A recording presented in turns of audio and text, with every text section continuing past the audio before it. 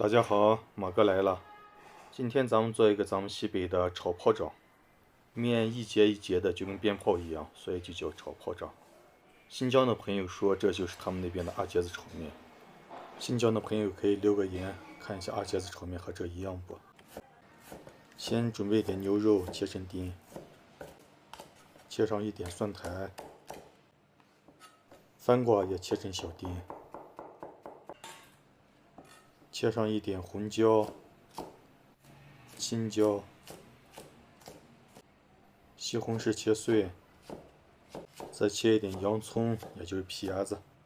好了，看一下咱们准备的牛肉丁、青红椒、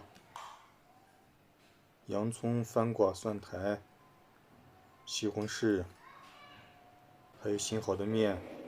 面咱们切成条，下面的时候咱们就成一节一节就可以了。面熟之后，咱们过一下凉水。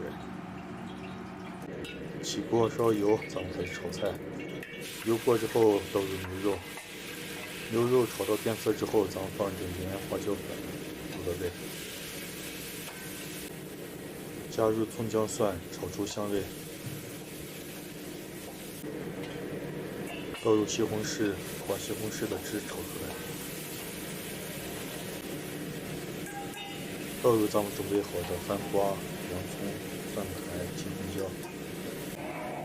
开大火，快速翻炒几下，让其翻身。锅里面加上一勺水，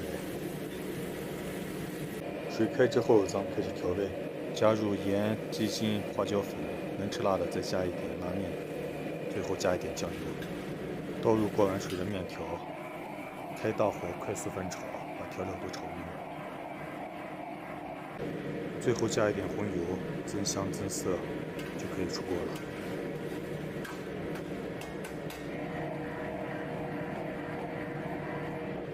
好了，咱们的炒泡掌这就做好了。